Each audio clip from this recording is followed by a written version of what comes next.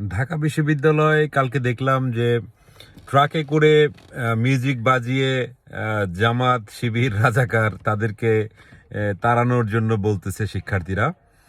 আমি জানি না এটা কতটা বৃহত্তর পর্যায়ে। আমার বিশ্বাস যে জামাতে ইসলাম বা তার সংগঠন, যদিও তারা বলে না যে তাদের সিস্টার কনসার্ন, আমি বুঝি না এই শফিক সাহেব মানুষকে এত বোকা ভাবেন কেন?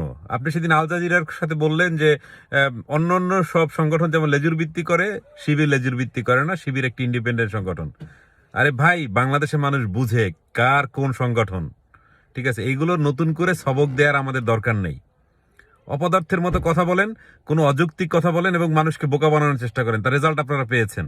এখন যেটা বলি সেটা শুনেন, যে যদি আপনার এই লেজুর ভিত্তি শিবির অবশ্যই ঢাকা বিশ্ববিদ্যালয়ে গেড়ে বসেছেন, আর তাদের গুরু অলরেডি বুঝে শুনেই সে পদত্যাগ করেছেন, সো বুঝতেই পারছেন যে তারা এখন অসহায়। এই অসহায় সন্তানদের আমি জানি না ছাত্রদল কিভাবে অভ্যর্থনা জানাবে বা তাদেরকে এখান থেকে কিভাবে কোলে তুলে নেবে।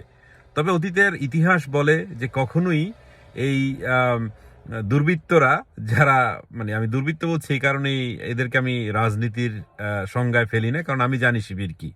তো শিবির বিশ্ববিদ্যালয়ে যে দুর্বৃত্তায়ন করেছে, অবশ্য আওয়ামী লীগও করেছে, তার সংগঠন ছাত্রলীগ, জাতীয়তাবাদী দল, ছাত্রদল যারা আছে তারাও করছে।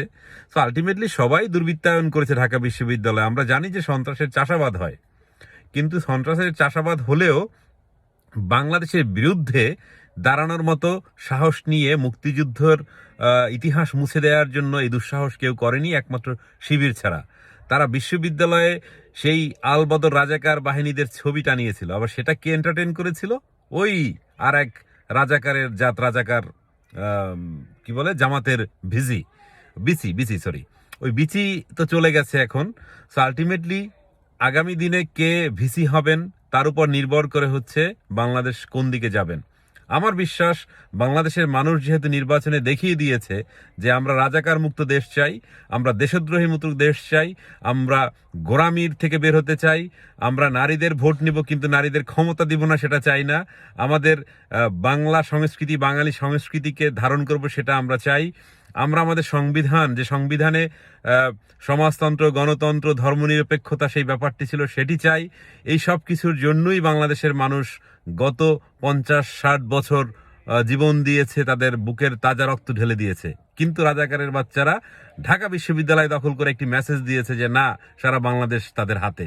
কিন্তু এবার যেহেতু মিথ্যা প্রমাণিত হয়েছে, তাই অচিরেই বলবো ছাত্রদল, ছাত্রলীগ যারা আছেন প্রগতিশীল, তারা এই রাজাকারের বাচ্চাদের ঢাকা বিশ্ববিদ্যালয় থেকে বের করে দিয়ে প্রমাণ করুন যে ঢাকা